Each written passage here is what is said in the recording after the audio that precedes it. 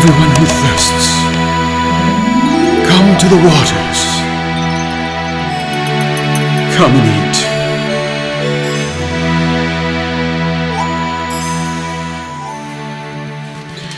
Now we're still in Exodus 30, now we're going down to verse 34.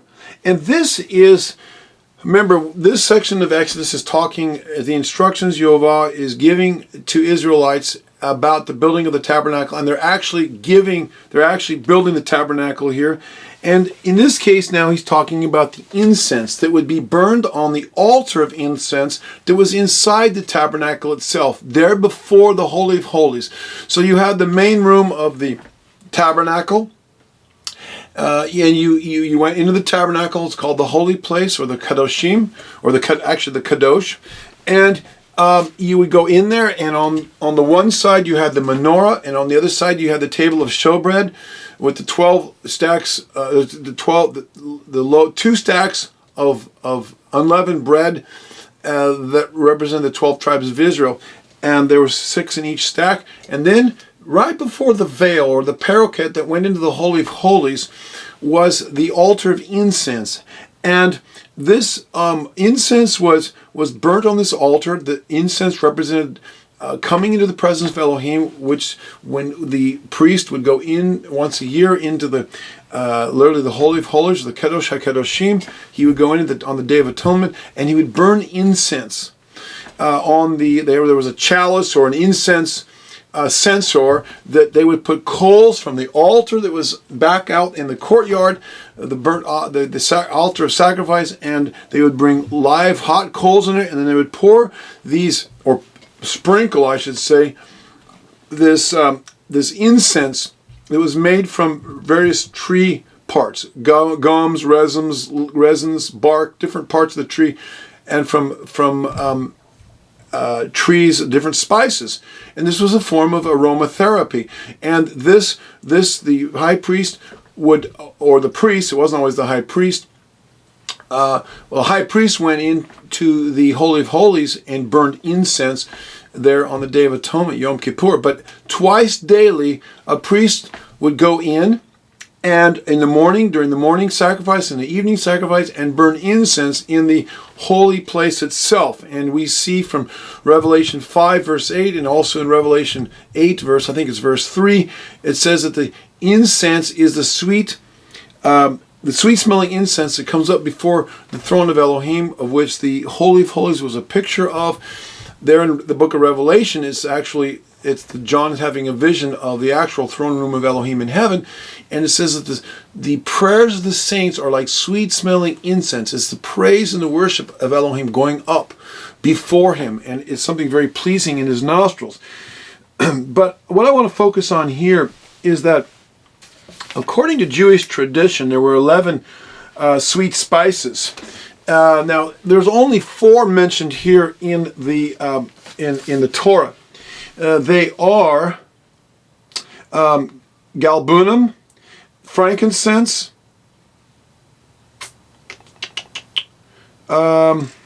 stacked, and onkia. So those are the 3 that are mentioned, or 4 rather. But according to Jewish tradition, from their oral traditions, there were actually 11. They were balsam, clove, galbanum, frankincense, myrrh, cassia, spikenard, saffron, castus, aromatic bark, which is a type of cinnamon, and then cinnamon, which is, there were 2 kinds of cinnamon. Now, this is very interesting because I have, over the last 15 years or so, I have become familiar with aromatherapy and essential oils and herbs and healing medicinal plants. Actually, something my family has been involved in for 40 or 50 years, but I have taken a renewed interest, and I use essential oils as part of my healing when I have health issues. But for thousands of years, ancient cultures relied on medicinal plants, for the medicinal properties that they had. And over recent years, the West is beginning to discover these. In fact, many of our modern pharmaceutical drugs like aspirin come from medicinal plants. Aspirin comes from the salix or the willow family, and they take salicylic acid and they make aspirin out of it. It's a painkiller, pain relief. You can actually chew on willow, the cambium bark, and get some relief from that. I think it's the salicylic acid, but. Anyway, what I want to focus on here, and actually I will say that, we read in the book of Acts that Luke was a doctor. Well, he was more likely a naturopath, and he would have used some of these things. And before the traditional medical system rose up in the mid to late 1800s, before that, many of your medical doctors, they used various natural plant remedies and herbal remedies for treating ailments. And what I want to do now is I want to go down just to kind of open your understanding about this a little bit. For those of you that this may be a new concept. This incense that the priests would burn before Jehovah actually was a type of prayer, but it actually had physical therapeutic benefits. For example, galbanum, and I've gotten this from some various online sources, and also a book called Aromatherapy Workbook by Marcel Lavabre, a French herbalist.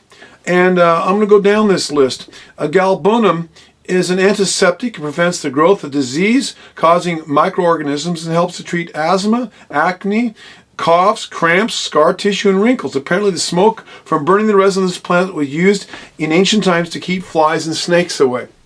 Onchia, which may be cloves, is an antiseptic, an analgesic or pain relief, carminative for relieving flatulence, and has other benefits. The Styrax officinalis, which is another form of, which may be also a type of onchia, is a resin from this tree and is great for kidney support or edema, bronchitis, cold, sinusitis, skin conditions, and is said to relieve stress.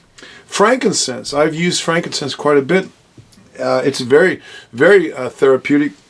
It's a skin tonic. It heals infected wounds, is an anti-inflammatory, and helps to reprogram the cellular memory, thus promoting permanent healing.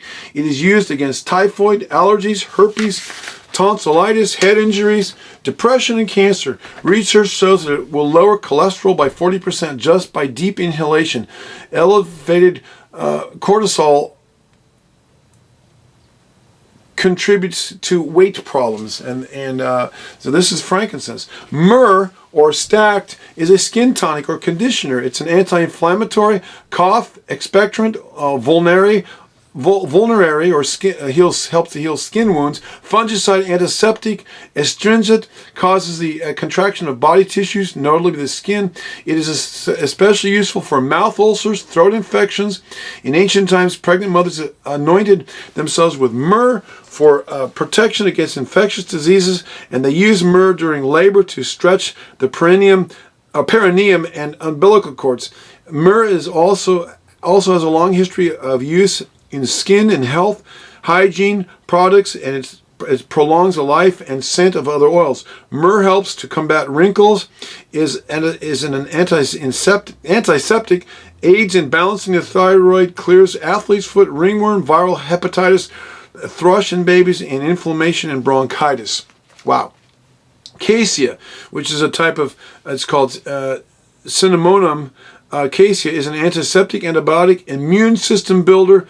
Spikenard is a skin tonic and a conditioner. Aromatic bark is an antiseptic. It works against flu and infectious disease, a stimulant in that it helps circulation and the nervous system. And then cinnamon leaf is an antiseptic used against infectious skin diseases and relieves skin irritants. I've actually used cinnamon leaf. Where I live, we have a problem with poison oak, which is a type of poison ivy, and I've actually used cinnamon oil to literally, this is one of my workplace hazards, is poison oak, and I get it really badly when I get it, and I've used cinnamon oil literally straight from the bottle, the oil itself, directly on the poison oak, and immediately dries it up, and it starts to heal, and it takes the itch away. And I've never had I've tried all kinds of things, and cinnamon oil is very beneficial for that, at least for me. I'm not saying it will work for everybody, but it certainly works for me.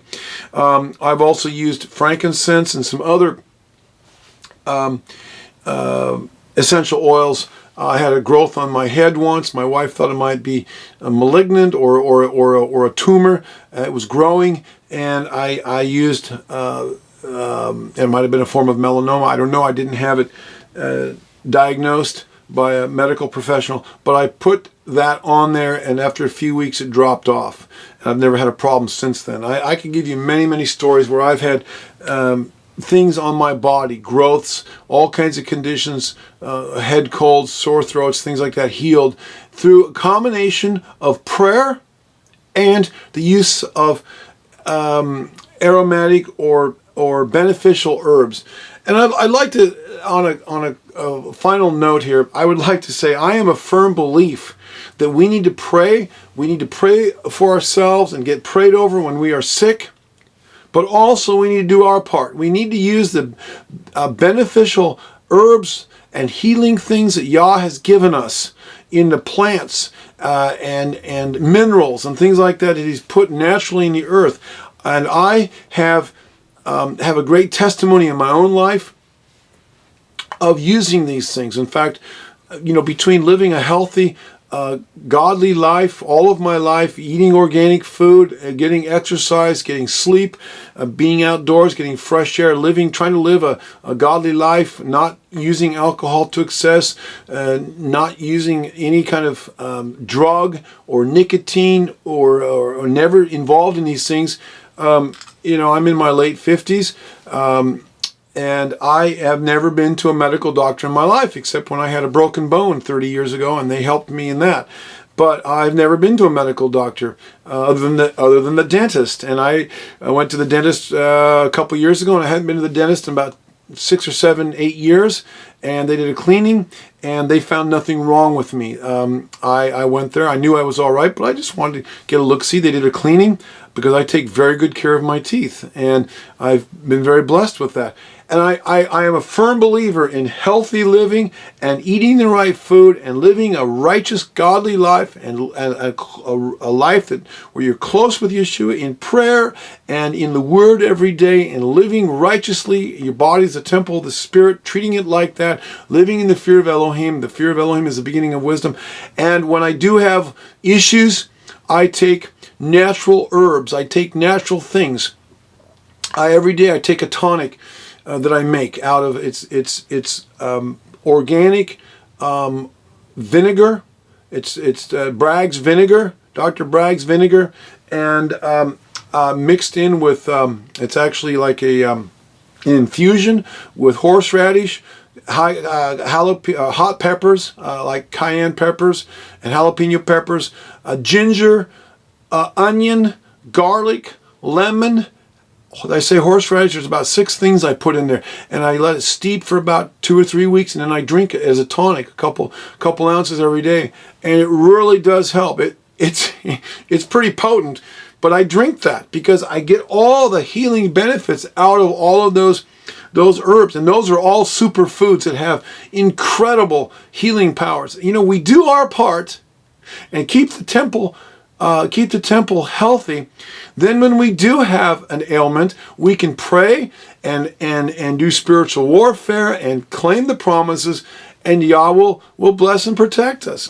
And I'm living testimony of that. And I've used essential oils, and so the point I'm making here is that prayer, which the incense that went up before in the holy place there, the prayer that went up, prayer along with the combination of using natural herbs is a great way to be healed of any and every disease.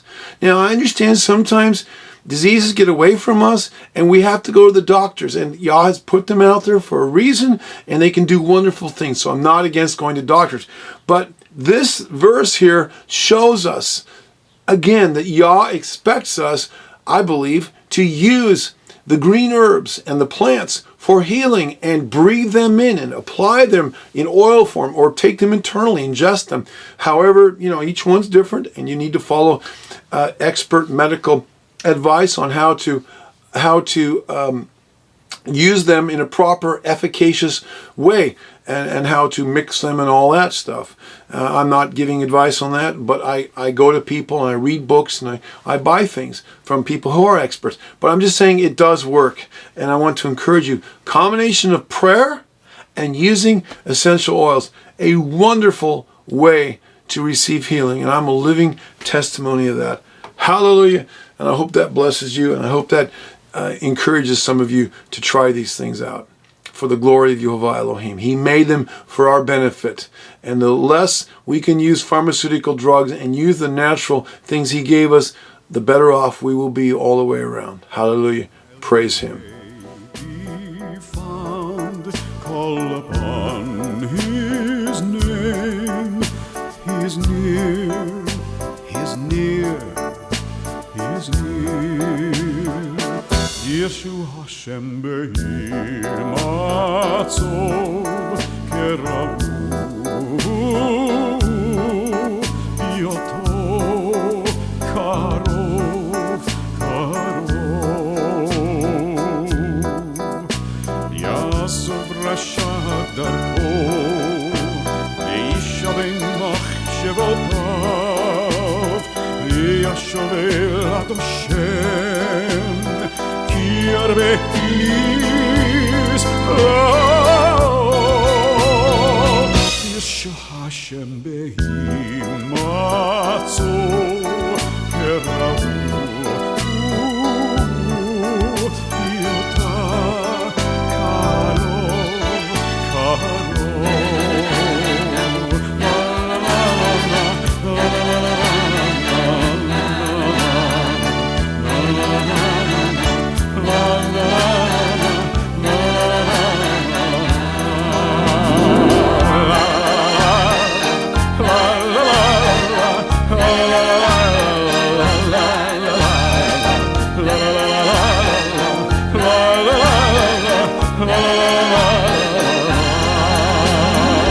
Seek the Lord while He may be found. Call upon His name. He is near, He is near. Yeshua Hashem Be'im Matzor Kerahu